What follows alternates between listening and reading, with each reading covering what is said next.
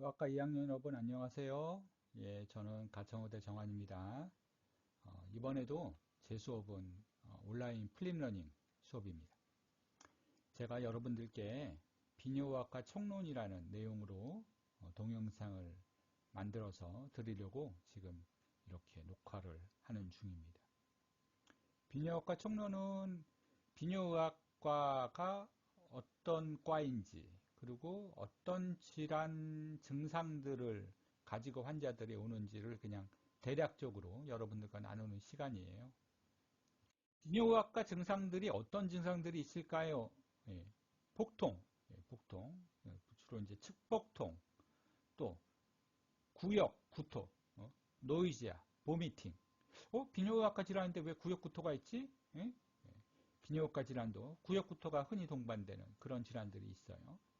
또 이제 배뇨 증상, 뭐 우리 비뇨기과형이 이제 소변 보는 쪽에 관계 있으니까 배뇨 증상을 갖고 있는 사람들이 올 수 있겠죠. 또 혈뇨가 대단히 중요한 비뇨의학과의 증상 중에 하나입니다. 비뇨의학은 어떤 분야를 다루는 학문입니까? 의학입니까? 비뇨의학은 보시는 것처럼 우리 콩팥, 요관, 그리고 방광, 그리고 우리 남성 비뇨 생식계, 그 다음에 여성 비뇨기계를 다루는 학문이에요. 여성 요도에 무슨 병이 있거나 이런 경우에도 저희가 다루고요. 그래서 여자 환자도 많이 오고 남자 환자도 많이 오고 또 소아도 저희 비뇨의학 소아는 소아에서 따로 소아외과에 따로 보는 게 아니라 저희 비뇨의학과에서 소아 전공하시는 분이 봅니다. 소아 영역도 독자적으로 치료를 하고 있고 비뇨기과는 굉장히 다양한 환자군과 질환들을 보는 그런 과. 비뇨 질환 생길 수 있는 증상 한번 볼까요? 전신 증상으로 이제 발열. 네. 비뇨기과에서 이제 우리가 발열 그러면 염증하고 연관이 있잖아요. 근데 이제 요거 한번 기억해 보세요. 발열이 생길 수 있는 비뇨기과의 염증은 요 세 가지. 급성 깔때기 콩팥염. 저희가 이제 파이로네프라이티스라고 불리는 깔때기 콩팥염. 그다음에 급성 전립선염, 예? 아큐트 프로스타타이티스, 예? 또 급성 부고환염, 아큐트 에피디디마이티스. 요 세 가지는 발열이 있을 수 있어요. 그러니까 발열이 있다는 얘기는 염증으로 인해서 세균이 발열을 분비하는 어떤 그런 물질들이 혈액을 타고 전신으로 퍼진다는 뜻이에요. 근데 이제 방광염은 발열이 없어요. 방광염은 안에서 세균들이 이렇게 뿜어내는 톡신들이 독소들이 전신으로 퍼져나가질 않는 거예요. 그래서 급성 단순 방광염은 발열 증상이 없어요. 급성부통 생길 수 있다 그랬죠. 예, 요관돌 요로 감염 때문에 급성부통이 생길 수 있어요. 구역구토, 예, 요독증, 크레아틴 혈청 크레아틴 레벨이 올라가는, 그죠? 예, 여러 가지 이유 때문에 요독증이 오죠. 근데 비뇨의학적 영향 때문에 요독증이 올 때는 요로가 폐색에 막혔을 때 요독증이 오죠. 또 신생물 딸림 증후군, 우리 레나셀 칼시노마는 신생물 딸림 증후군이 아주 흔하게 나타나는 암이에요. 예? 그러니까 이제 요런 종물이 있을 때 구역구토가 나죠. 또 복막 자극이 되면 구역구토가 나타나는데 저희가 결석이나 이런 거에 의한 키드니의 염증 같은 게 생기면 복막 자극이 같이 됩니다. 그래서 구역구토가 있을 수 있어요. 동통은 로컬 페인, 그다음 레퍼드 페인으로 이렇게 나눠 있는데 보시면 측복통이 생기는 부분이 키드니임에도 불구하고 키드니에만 페인이 있는 게 아니라 어퍼 유레터인 경우에는 키드니 어퍼 유레터는 요 남자의 해당 동측 고환까지 이렇게 통증이 레퍼드 페인이 내려갈 수 있어요.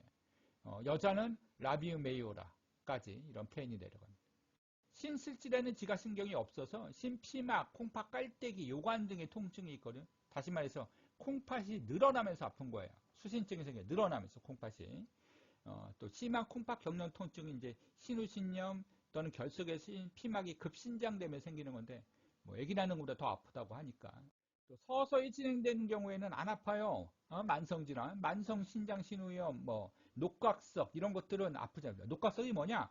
콩팥 안에 시스템을 가득 채우는 큰 돌을 얘기해요. 이런 돌들이 있으면 아프지는 않아요. 예, 그리고 또 이제 여러 가지 콩팥 병증, 뭐 폴리시스틱 키드니라든가 또는 소변이 내려가는 게 막혀 생기는 수진증, 하이드로네프로시스 등이 서서히 나타나면 안 아픕니다. 문제는 안 아프면서 서서히 나타나니까 콩팥이 완전히 망가질 때까지도 모르고 살 수가 있다는 거예요. 신장은 여기 T10, T11, L1 신경지배를 받고요. 여기가 코스트 버테브랄 앵글 앤 프랭클 리전이거든요. 여기가 어디냐 그러면 이쪽 등 쪽으로 보면 등 쪽에 척추가 있고 그 다음에 이쪽에 있는 이 코스톨 이 늑골 라인이 있거든요. 이 늑골 라인하고 이 척추관 라인하고 이 사이에요. 여기를 이제 코스트 버테브랄 앵글이라고 해요. CVA라고 그러거든요. 그러니까 이제 여기가 아플 때 CVA 텐던시를 확인하면 우리가 이제 이 콩팥기인의 통증이 있다라고 알 수 있거든요. 그래서 어떤 환자가 측복통으로 왔을 때 그 환자한테 제일 먼저 할 일은 이 피부를 열고 시진을 하는 거예요. 눈으로 먼저 보는 거예요. 왜 보냐? 여기에 대상포진 같은 게 있는지 확인하려고. 두 번째는 CVA 텐던시를 이렇게 때리는 게 아니라 손으로 만져봐야 돼. 예? 만져봐야 돼. 이렇게 손으로 눌렀는데도 아픈 부분, 그러니까 아픈 부분이 어디세요? 라고 물어보고 아픈 부분을 이렇게 손으로 눌러본단 말이야. 손으로 눌렀는데 환자가 아파하면 그러면 이 늑골, 그러니까 이 근골격계 통증일 가능성이 커요. 그러니까 콩팥의 통증이 아니라고.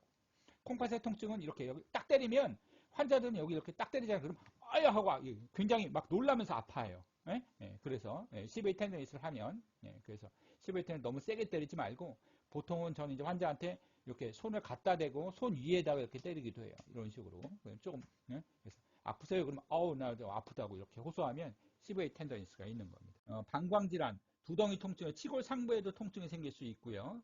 급성방광염일 때는 아주 타는 듯한 불에 댄 듯한 느낌을 환자가 호소할 수 있어요. 그리고 전립선 때문에 통증이 있을 때는 회음부나 항문 주위에 아주 막연한 불편감. 저 그냥 어디 회음부가 막 아파요, 고환이 아파요, 음경이 아파요 이렇게 환자들이 호소합니다. 또 이제 소화에서 흔하게 생길 수 있는 구안 염전 또는 부고환 통증은 아주 심각해서 이거 진짜 건들기만 해도 너무너무 환자가 아파할 수 있어요. 비뇨기 질환으로 인한 위장관 증상이 왜 생기느냐? 이런 이유 때문에 신장 반사, 레노 인테스티널 리플렉스. 그러니까 공통자율신경, 감각신경이 지배를 받기 때문에 우리가 결석 때문에 아프면 이 요관이 연동운동을 하거든요.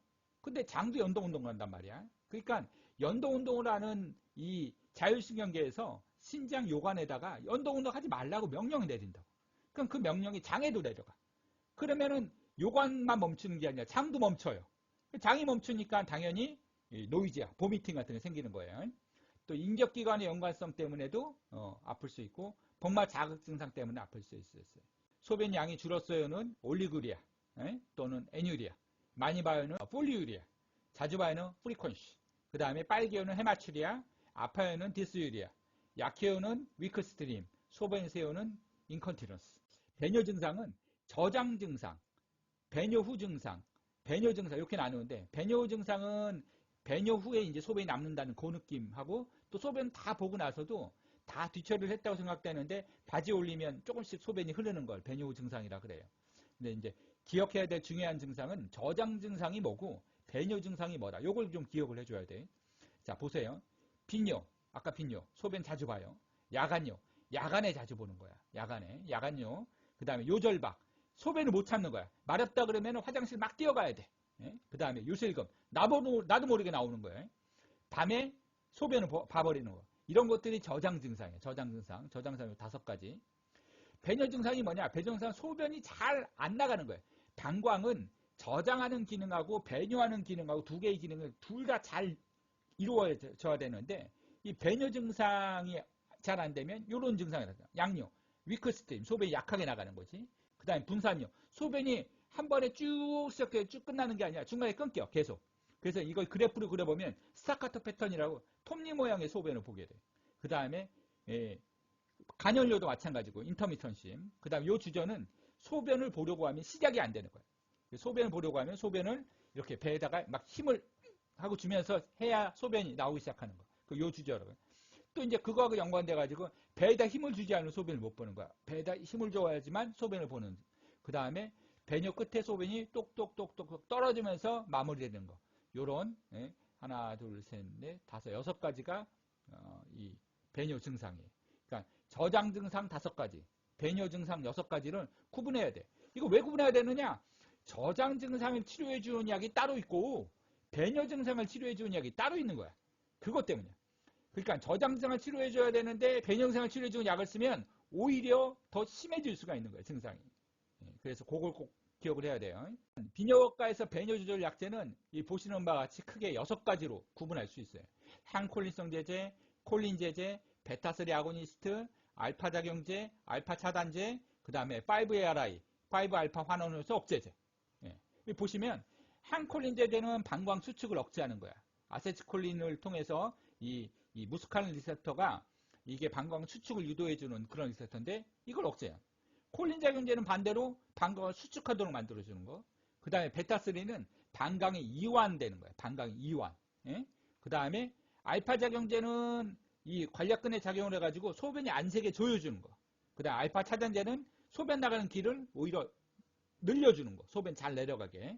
그 다음에 5ARI, 이 5알파 환원효소 억제제는 전립선에 작용해서 전립선 크기를 줄여주는 거.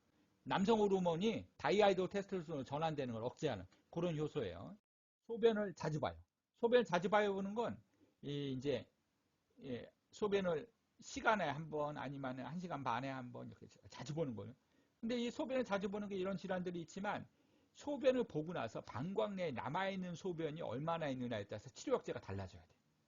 그러니까 소변을 보고 나서 방광 내에 소변 잔류가 많이 남아있는 사람은 방광 안정제를 쓰면은 안 돼. 항모스카린 에이전트는 방광 수축을 억제하기 때문에 이렇게 잔류가 많이 나는 사람 소변 자주 본다고 항모스카린 에이전트 안티콜리너직스를 쓰면 환자는 오히려 소변을 더 못 보게 되고 잔류는 더 많아지는. 잔류가 많아지면 염증이 생기고 콩팥이 만 거죠. 잔류가 많으면 방광 근육 수축 유도제를 콜린슨 약제를 쓰는 거예요. 그래서 우리가 이런 약제를 잘 조합해서 환자의 증상을 컨트롤하는 게 중요합니다. 혈뇨가 나타나는 건 여러 가지 원인이 있고요. 특히나 이제 요 텀을 기억해야 돼. 일정 나이 이상이 된 그런 성인에서 무통성 맨눈혈뇨, 페닐리스 그로스 헤마츄리아. 그러니까 통증이 있으면 결석이 있거나 염증이 있거나 아니면 뭐 다른 병일 가능성이 있지만 통증이 없는데도 유관적 혈뇨가 나온다면 방광 종양이 매우 가능성이 높아지는 거예요. 그래서 그걸 꼭 기억해 줬으면 좋겠어요. 또 이제 그런 병이 없어도 전립선 비대증만 갖고 있어도 혈뇨가 나타나는 분이 있어요. 그러니까 이런 경우에는 5way RI 제제를 쓰면 전립선 혈관을 이렇게 경화시켜서 이런 출혈을 막을 수 있습니다. 증상이 없을 땐 10의 5승계 이상의 세균이 짐락수가 있어야 되고요. 염증이 있을 때는 증상이 있을 때는 10의 3승계 이상이어도 그래도 우리가 유의한 세균류로 치료를 해야 돼요. 자, 보통은 단순 방광염, 아주 뭐 당뇨도 없고 이런 뭐 임신도 아니고 카테터를 갖고 있지도 않고 그냥 아주 심플 그냥 뭐 예를 들어서 신혼여행 갔다 와서 거기서 생긴 허니문 시스타이티스 이런 건 단순 방광염이에요. 3일요법으로 충분히 잘 나아요. 그런데 이제 그렇지 않고 재발성 요로감염이거나 고령이거나 당뇨가 있거나 임신부에 생긴 요로감염은 적어도 7일 이상 약을 써야 됩니다. 만성적으로 그런 경우에는 예방적 항생제 요법이라는 걸 우리가 하기도 해요. 파일로네프라이티스가 생길 때 그냥 단순히 우리가 약만 쓰고 보는 게 아니라 이런 환자들한테 이런 플로우시티에 따라서 환자를 잘 컨트롤 해줘야 됩니다. 그래서 우리가 보통 한 파일로네프라이티스 때 항생제 쓰고 나서 72시간 동안 즉 3일 동안 열이 안 떨어지면 그러면 철저한 워크업을 다 해야 돼요. 약을 바꾸는지. 보통 우리가 발열이 있을 때 우리 항생제를 쓰잖아요. 그러면은 발열이 뭐 언제 이렇게 어떻게 떨어져 가냐 그러면은 주로 밤에 발열이 되거든요. 그래서 밤에 발열의 피크를 봐야 돼. 피크. 그래서 어젯밤의 피크가 39도였으면 오늘 밤의 피크는 적어도 38도 7부나 5부 정도 떨어져야 효과가 있는 거야. 그 항생제가. 예? 근데 39도까지 열이 났는데 아침에 열이 안 난다고 이 환자 열이 안 나는 거야. 이렇게 착각하면 안 돼요. 열은 밤에 나요. 밤에. 그러니까 밤에 피크가 얼마나 꼭지점이 조금씩 떨어져 가느냐를 보는 게 적절하게 이 감염증에 대해서 세균류를 항생제가 죽이고 있다, 치료하고 있다는 걸 판단하는 그런 근거가 돼요.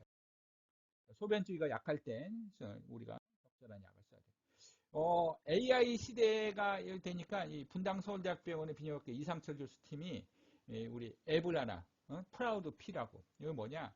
앱을 켜놓고, 화장실에서 소변을 보면 그 소리로, 얼마나 폐색이 있느냐, 이런 것들을 알려주는 그런 앱이에요. 한번, 내가 소변에 얼마나 자신이 있는지 동료들끼리 이렇게 비교하는 것도 한번 의미 있을 거예요. 소변이 새는 걸 요실금이라 그러거든요. 요실금은 본인 의사와 관계없이 소변이 나오는 거예요. 어떤 종류가 있냐? 반사 요실금, 신경성 요실금, 그 다음에 관략근의 기능장애에 있는 스트레스 요실금, 그 다음에 방광 배뇨근이 과활동된 절박 요실금. 그러니까 말이 없다 싶으면 그냥 막 나오는 거지. 그 다음에 이거 범란 요실금은 소변을 못 보는 방광이어서 소변이 가득 차서 방광에서 항아리 넘치듯이 소변이 넘치는 걸 얘기해요. 범란 요실금. 그 다음에 이런 것들이 혼합되어 있는 혼합 요실금이 있어요.